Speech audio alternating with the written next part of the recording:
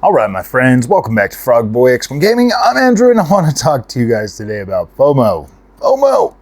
So, it sounds like the other channels, my colleagues, have already started receiving their free 5090s to, in fact, make us FOMO for these new GPUs. It's like clockwork. This happens every generation. They come out with their new big, bad, freaking GPUs, and then everybody starts doing their little builds and talking about them and slowly trickling out the information that we all want, building up the suspense and the hype, and then they hit us right over the head with it, like boom.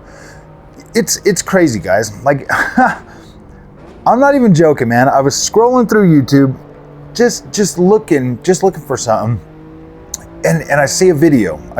Boom, pops up. Well, the 5090's here, and you know, Jay's 2 cents, and he starts talking about how he's gonna do like a build, and I didn't watch it. I can't watch it. Like I have to like avoid those types of videos because they really do just make me want. It's not that they make me want to buy it. It's that it makes me want to acquire the product so I can create content on it too. And you know. It's crazy, my friends. It's crazy, my friends. What you guys like? Reach out to Nvidia. Tell them that I want to be an Nvidia shill now too. Tell them I'm ready. Just tell them if they just because I hear that if you get free 5090s, the experience is significantly better than if you pay for it. If you get the GPUs free, then for some reason they're just incredible. They work better or something. I don't know what it is, but like I guess that like the freeness of them makes them significantly better for some reason. So yes, I'm definitely ready, Nvidia. If you're listening to this, I am ready to shill Nvidia products. Yeah, that would save me a little bit of money. But okay, guys, yeah, it's crazy. I know.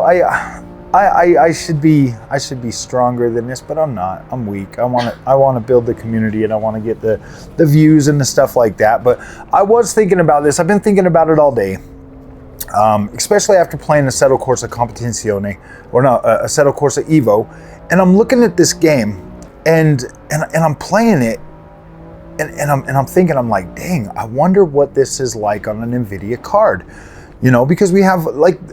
I've noticed that we're starting to get this this texture pull, like this texture pull setting now. Like we can set like a texture pull, like a texture streaming pull for like certain games. And I've noticed that this is coming out. I've had a couple of other people that actually have like some 4080s and some Nvidia cards do a little bit of homework for me, and like we like for some, like we're kind of coming to the conclusion that if you set it at maximum, then it will go. Then it will go as high as it can go. It'll save as much as it can. But if you set it at like high, then you'll get like you'll still not get any pop in or anything. But like with maximum, it'll hold on to textures in your VRAM. High usually gives you like that balance of giving you like all your visuals and stuff, but then like medium and low, you're gonna get like popping and stuff like that. So that's a really cool feature going forward. I've only seen it in a couple of games, but to be able to have that and to be able to have that ability to like keep textures and stuff right there on your VRAM so that you're not having to deal with popping, because I mean, come on guys, popping is intrusive. It's like I can live with it, whatever, but it definitely gets annoying, and anything to get rid of popping, that there, I would say out of everything in gaming, that is probably the only thing that like stands out to me the most. It's like something that I'm kind of like, ugh. I mean, I can deal with the shimmering, I can deal with flickering, I can deal with stuff like that. But I think popping is probably the most atrocious thing to me. That's probably my pet peeve when it comes to PC gaming or gaming in general, is probably the popping. It's not terrible. Like I can obviously live with it, but that's like the one thing that probably stands out to me the most in gaming. My other problems basically been fixed, was, you know, like the way they would blend, like, you know, like if you're out in like the nature and stuff and you'd have like the flat yeah, like it's significantly better now, like blending and stuff with Unreal Engine 5, so much better. Like the ground, the dirt, everything just looks significantly better. So I don't really, that doesn't really bug me anymore. Like I'm kind of where I wanted to be visual wise with games this generation. I'm like right there. I'm like, yes, this is good. I could live with these visuals for the rest of my life. Like it doesn't even matter.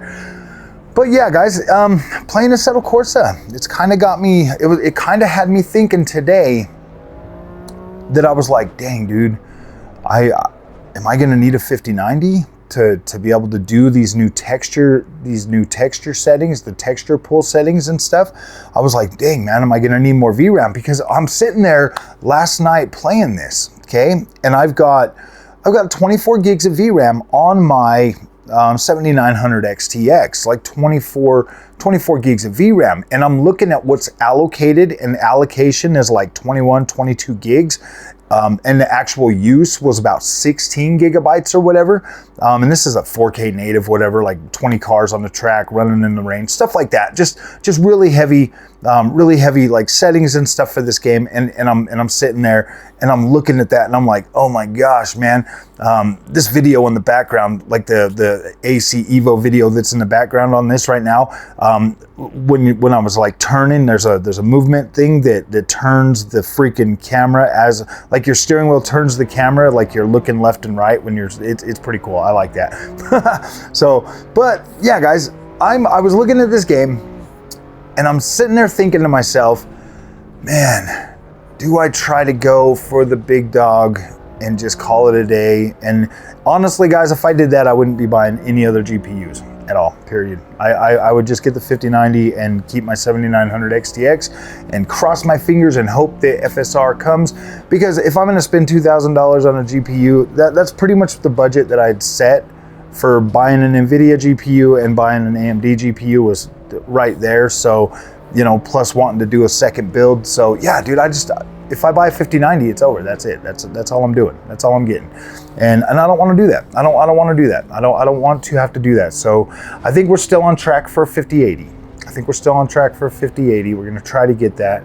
I feel like it'll be a little bit easier to get a 5080 than it will be to get a 5090 anyways. I just don't want to try to have to, you know, set my hopes on a 5090 and then be like, oh, and then set it to the point where like I feel backed into paying like more than MSRP for a Founders Edition card. So yeah, guys, it's stressful right now. It's only going to get more stressful. They've already started delivering the free 5090s to everybody. So yeah, it's going to start being FOMO season for all of us. All of us are going to be questioning if our GPUs are good enough still. And that's crazy, guys. That's crazy. That is absolute craziness. We have good GPUs already. Most of the GPUs that are available right now, even down to like the 6600, you can still play games on that. You can still play games on these cards. All of these cards from this whole generation of consoles, they're gonna be more than good enough. I mean, okay, here's my thing. The 30 series really did, that was the pinnacle of last generation GPUs. Like, if you wanted the absolute best for those games and those graphics and being able to entry level these new games, perfect. 30 series, awesome cards. Obviously, the 6000 series RDNA 2 cards were clearly built with the new, I mean, like obviously, AMD makes the new consoles, so those cards were built in the beginning and they'll move forward. It's fine, like, it's cool. I mean, I get that Nvidia didn't really have that knowledge of that, so yeah, I get that, but I don't know, man. This is going to be an interesting generation. I'm stoked to learn more about neural rendering. I'm stoked to get a 5080 so I can have at least a powerful card as powerful or more powerful than my 7900 XTX. And then we'll get the 9070 XT. Like, I don't know, man. Gosh, you think your FOMO is bad? Try being a content creator, thinking like, okay, what do I do? What do I get? How do I utilize this piece of equipment to grow the channel, to, bring in the ad revenue to try to pay for all this stuff? It's crazy, man. It really is crazy. And I don't stress myself out about it a lot, but I do at the launch of like new hardware, because the longer I don't have it, the longer it takes for me to actually start getting content out. And I've noticed this, when I did the PS5 Pro and I got it at launch day, man, that thing literally paid for itself pretty quickly. It was freaking awesome. I was able to create the content I wanted to create. I've been able to, you know, keep up on it and keep creating content for it and doing good. Like, so that there kind of makes me feel like, yes, the closer to launch I can get the products, the better I can do with them. So, all right, my friends, if you guys like this content, do not forget to like and subscribe. Let me know in the comments how you guys are feeling about these texture streaming pulls. Let me know what you guys are thinking, because from like I said, I've got a couple people looking at it, and it seems like if you set it at ultra, if you have extra VRAM to allocate for games, it'll reach into that. It'll reach into that and it will allocate that. But it doesn't look like it really has any effect unless you go to like low or medium. Then you'll start to notice the popping. But let me know what you guys think. Had to do a little bit of research on this today. Had to check things out. Just, you know, I was definitely a little worried about it, but I'm not as worried now. I got a couple people looking at this. They're saying everything is fine. It's not really doing anything. Obviously, if you're at high or whatever, that there's pretty much, you know. So I think we're okay. I definitely think we're okay. I am still a little iffy on the 16 gigs of VRAM for these GPUs for 4K cards. Okay, I am, and I'm probably always going to be, you know, just a little bit leery on that. I just hate. I would love the fact if, you know, like when I buy the 5080, it will go into the next generation of GPUs, so that, you know, I don't feel like that. Like, oh my gosh, the new game's going to come out, I'm not going to be able to play it. But I need the 5080. Witcher 4, obviously going to support the Nvidia features. I'm going to end up playing that on, it's an open world game. It's going on the 3440 by 1440p monitor. 5080 should more than handle that. So yeah, that's where I'm at right now with this, guys. Hopefully things work out. Hopefully I can get it right at launch so that I can get some content out there for you and for myself, for my sanity. So, all right, guys, we'll see you in the next one. Thanks for watching.